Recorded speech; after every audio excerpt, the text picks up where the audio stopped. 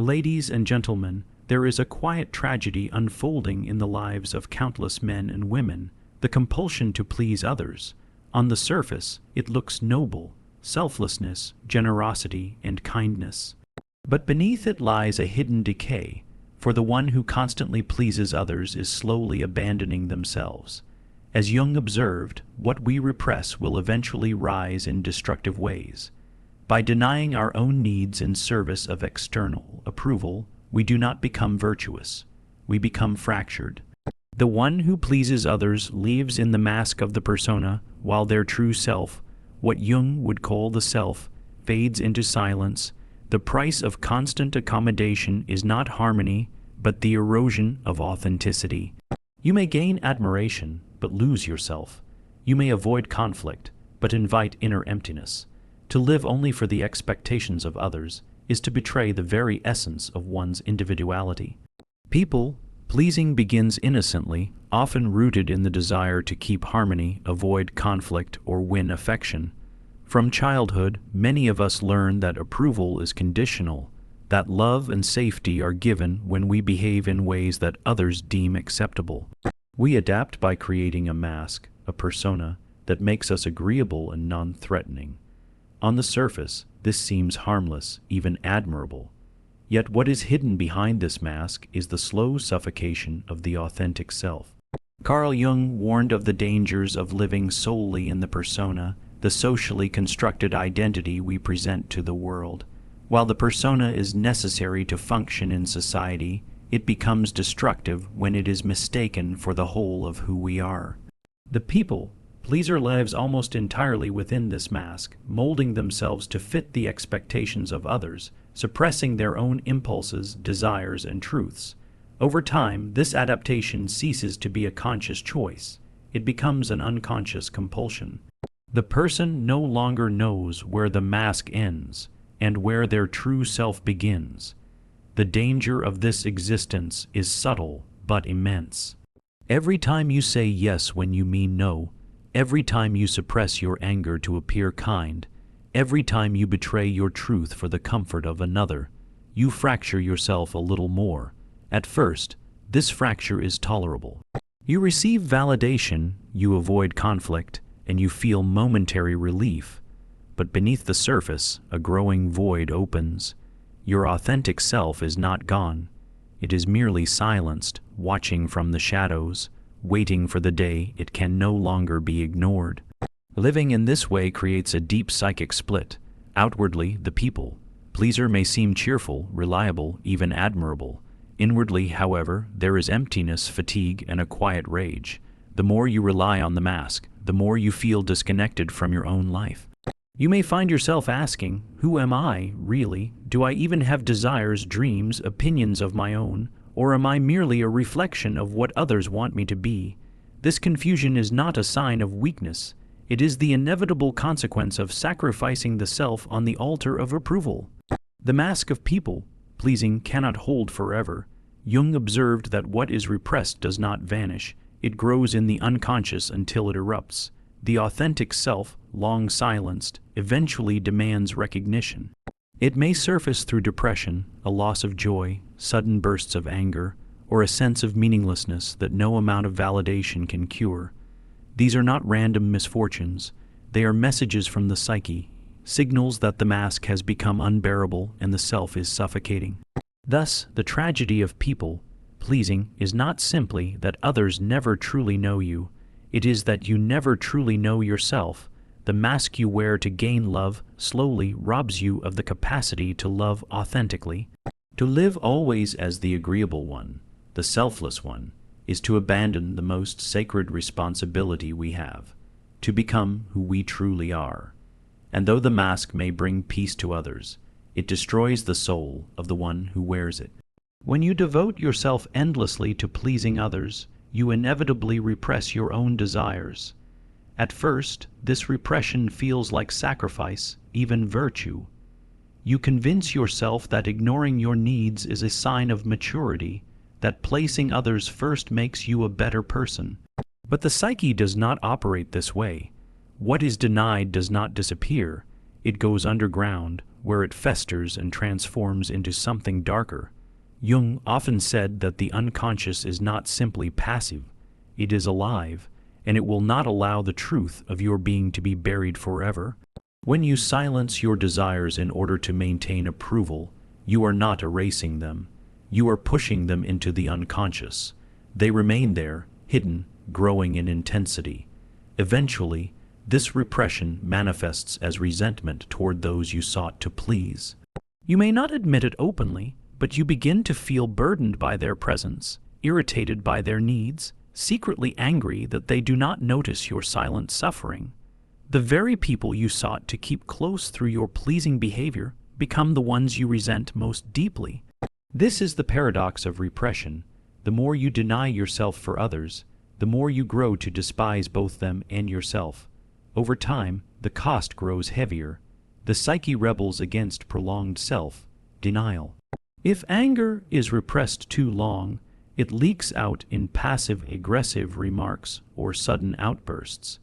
If your needs for rest, love, or recognition are denied, they return as exhaustion, depression, or even psychosomatic illness. The body keeps the score of all the no's you swallowed and all the truths you buried. What looks outwardly like peace is inwardly a battlefield, where your unacknowledged desires clash against the false persona you project. This repression also damages your relationship with yourself. When you habitually silence your desires, you begin to lose touch with them. You no longer know what you truly want, because you have spent years convincing yourself that your needs are unimportant. Desire becomes foreign to you, and with its loss comes the erosion of vitality. You may appear alive, functioning, even smiling, but inside you feel numb, like a ghost moving through routines without purpose. Jung would describe this as a loss of soul, a disconnection from the vital essence that makes you unique and whole. The tragedy is that the very act you believed would protect love and harmony eventually poisons them. The resentment that grows from repression makes genuine intimacy impossible, because love cannot thrive where authenticity is absent. You may continue to play your role, but beneath the surface, bitterness seeps in, corroding your connection to others. Worse still, you begin to despise yourself for lacking the courage to live honestly. In this way, pleasing is not an act of kindness but a slow self-destruction. It demands the death of your authentic desires, but these desires never truly die. They return as shadows, haunting your life in ways you can no longer control. When you devote yourself endlessly to pleasing others, you inevitably repress your own desires. At first, this repression feels like sacrifice, even virtue. You convince yourself that ignoring your needs is a sign of maturity, that placing others first makes you a better person. But the psyche does not operate this way. What is denied does not disappear. It goes underground, where it festers and transforms into something darker. Jung often said that the unconscious is not simply passive, it is alive, and it will not allow the truth of your being to be buried forever. When you silence your desires in order to maintain approval, you are not erasing them. You are pushing them into the unconscious. They remain there, hidden, growing in intensity. Eventually, this repression manifests as resentment toward those you sought to please. You may not admit it openly, but you begin to feel burdened by their presence, irritated by their needs, secretly angry that they do not notice your silent suffering. The very people you sought to keep close through your pleasing behavior become the ones you resent most deeply. This is the paradox of repression. The more you deny yourself for others, the more you grow to despise both them and yourself. Over time, the cost grows heavier.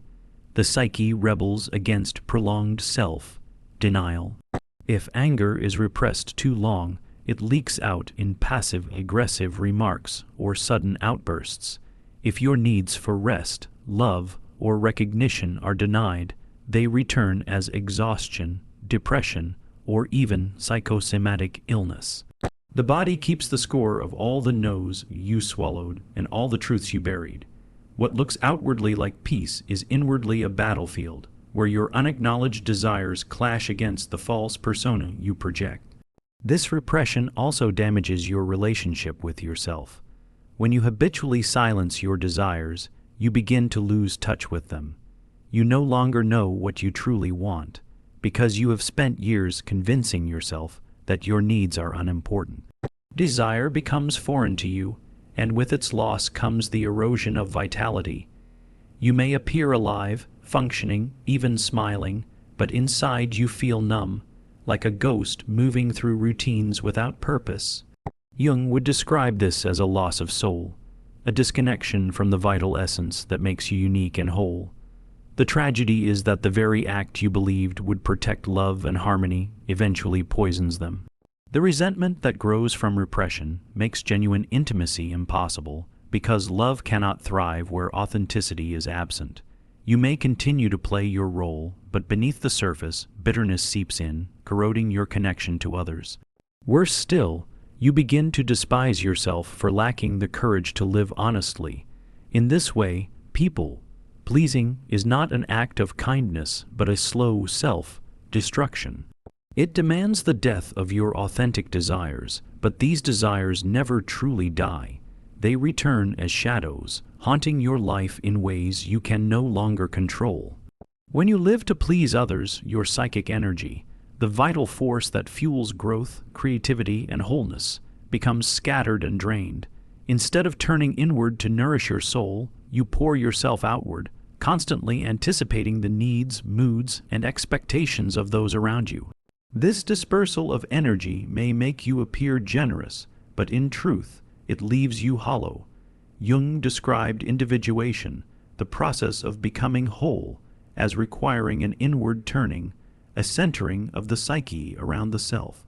Yet the people-pleaser never gathers their energy toward this inner center. They squander it in endless performances for others. Imagine your psychic energy as a flame. If it burns steadily within, it illuminates your path and warms your being. But when you scatter it outward, one spark to appease this person, another to soothe that one, the flame weakens until little is left for your own growth. You become dim, not because you lack light, but because you have given it all away without tending to your own fire. This is why people-pleasers often feel exhausted, not only physically but spiritually. They are drained because they live in constant external orientation, never reclaiming energy for the nourishment of the inner life. This scattering also prevents self-discovery. To individuate, you must listen to the quiet voice within, the stirrings of the unconscious, the whispers of your deeper nature. But when all your attention is fixed on how others perceive you, there is no space left for introspection. The inner voice becomes drowned out by the endless noise of external demands. Over time, you forget how to listen. You mistake the approval of others for meaning, yet this meaning is fragile, collapsing the moment their attention shifts away. In this way, you build your life not on the firm ground of your soul, but on the shifting sands of other people's opinions. There is another danger here. By scattering your energy outward, you weaken the boundary between yourself and others. You become enmeshed in their needs, their moods, their expectations, to the point where your own identity dissolves. You may believe this makes you selfless, but Jung would argue it makes you incomplete. A life lived only in service to others is not wholeness. It is dependency disguised as virtue. True service arises from strength, from a self that has been formed and fortified through inner work. Without that foundation, your giving is not free. It is compulsive, an unconscious bargain to secure love or belonging.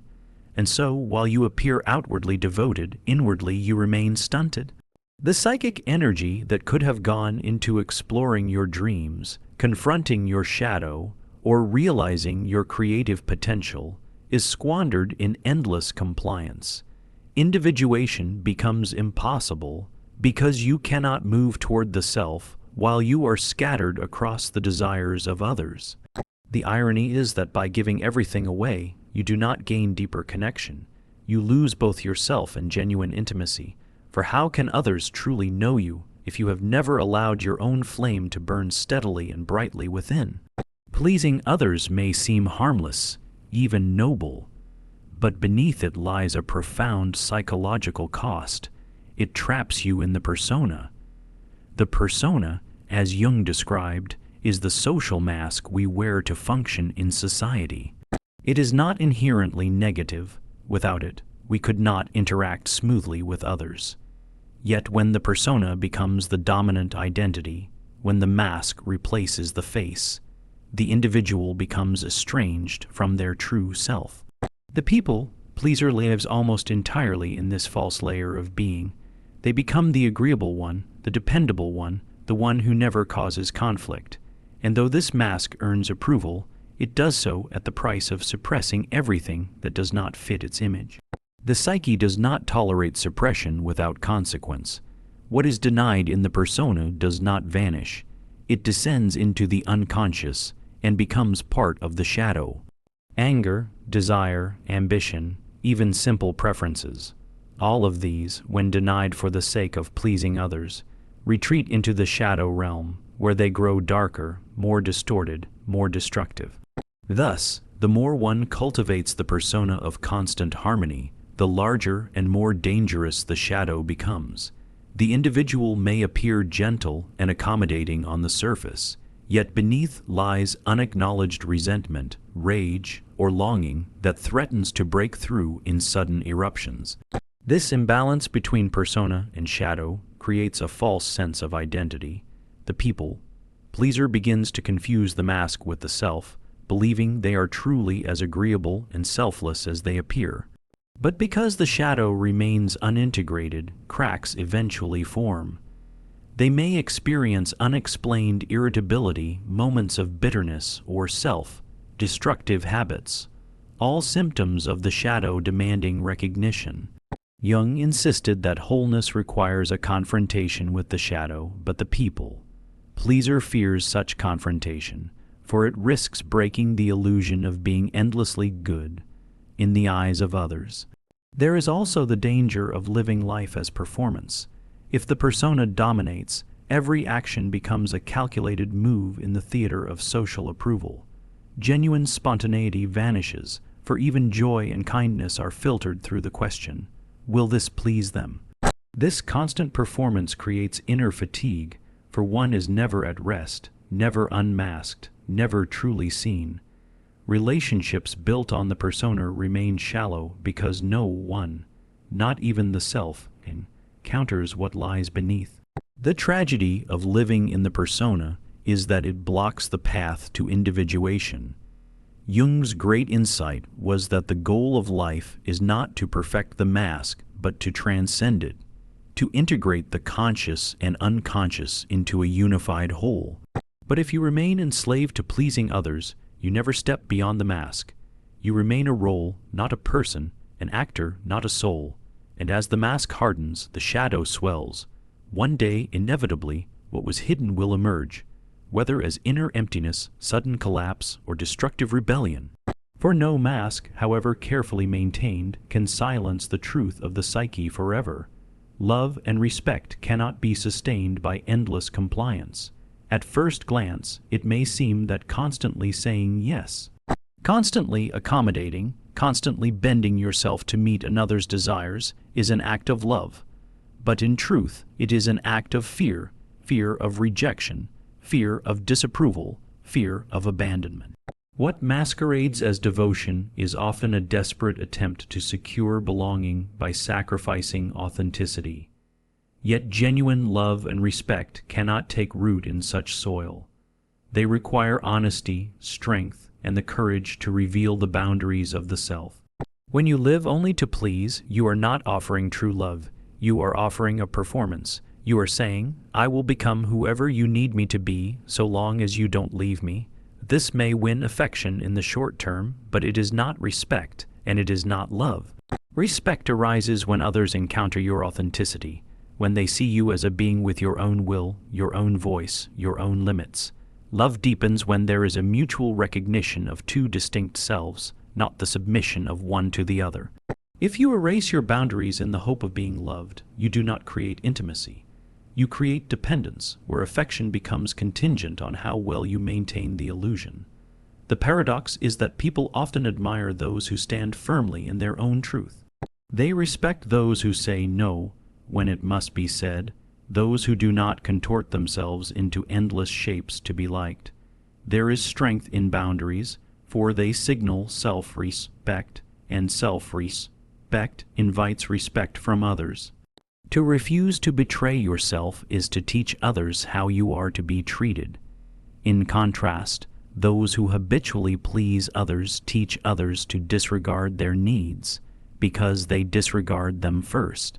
Thus, people-pleasing does not foster respect, it silently communicates that your desires and limits do not matter. Moreover, without boundaries, love cannot survive. Love is not the merging of two incomplete beings into one dependent whole. It is the meeting of two complete individuals who choose one another freely.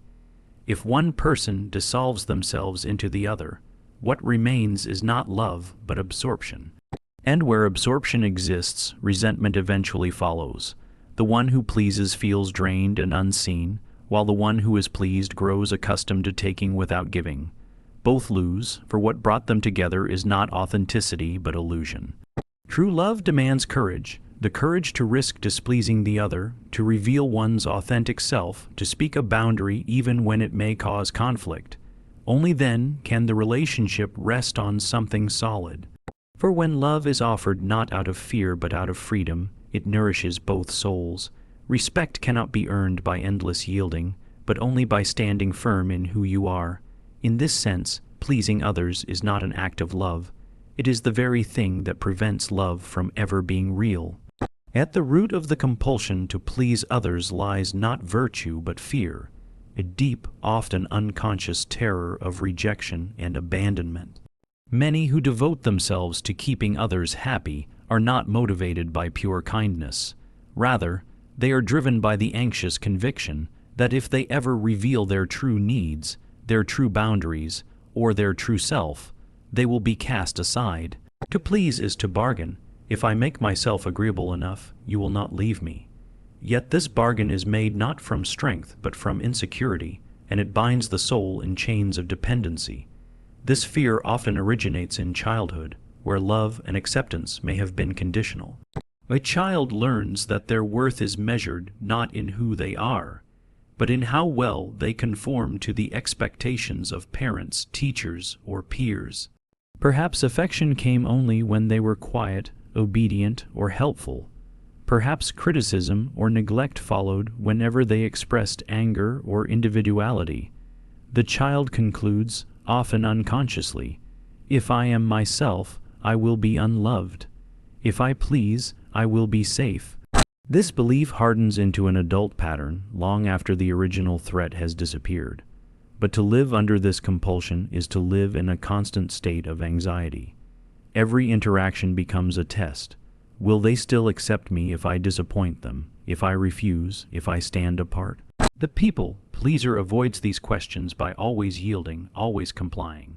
Yet the avoidance only strengthens the fear because the self is never given the chance to discover that rejection, while painful, is survivable, and that authenticity, while risky, brings freedom. Jung taught that what we avoid does not vanish. It grows in the unconscious until it dominates us. The unacknowledged fear of abandonment thus controls the life of the pleaser, who believes they are acting out of kindness, when in fact they are being ruled by dread. The tragedy is that this fear blinds one to the deeper truth. Rejection is not the end of life, but often the beginning of authenticity. To be rejected for who you are is painful, yes, but it clears the ground for relationships built on reality rather than illusion.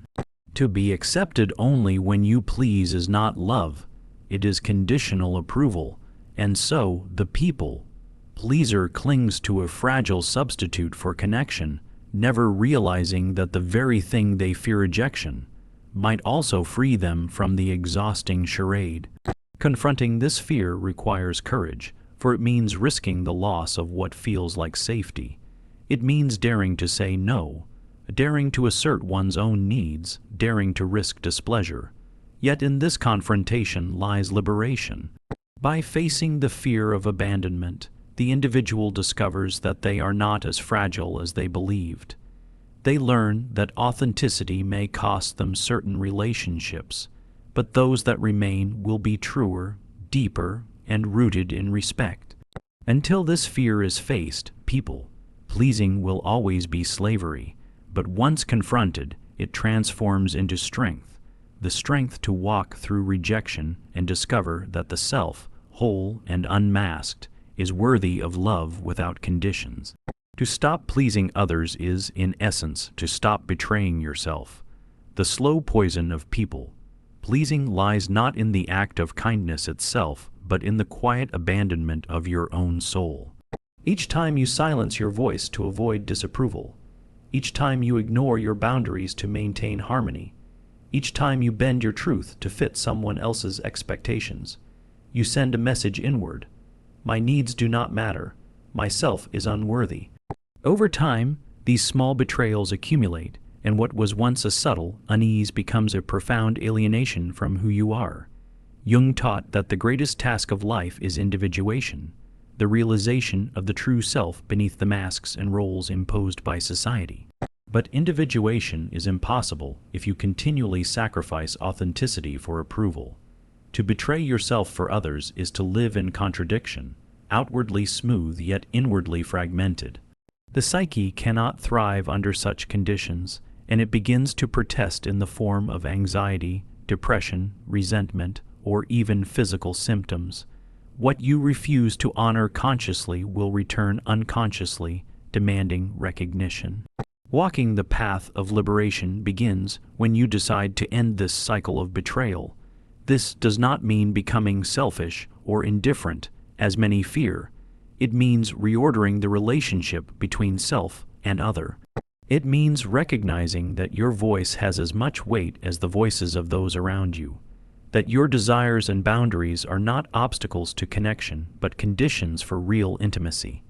In this sense, the refusal to betray yourself is not an act of isolation, but of integrity, for only from integrity can genuine relationships emerge. There is immense strength in the word no. Not the resentful no that comes from years of suppression, but the clear, firm no that arises from self-respect. When you dare to say no, you affirm to yourself that your life is not a stage for others' approval, but a path toward your own wholeness. You begin to shift from living reactively, always responding to the demands of others, to living creatively, shaping your life according to inner truth. Toxic relationships will resist this change, for they thrived on your compliance. But those who truly care for you will not only accept your boundaries, they will honor them. This step away from betrayal is also the step toward freedom. Freedom does not lie in being liked by all, but in no longer being enslaved by the need to be liked. It lies in the quiet assurance that you can withstand disapproval, endure rejection, and remain whole. For when you stand rooted in authenticity, you discover that you no longer need constant validation. Your worth is no longer in question. In refusing to betray yourself, you return to yourself, and in that return lies the possibility of wholeness, of genuine connection, and of a life lived not for appearances but for truth. Only then does the soul find peace, for it is no longer divided against itself.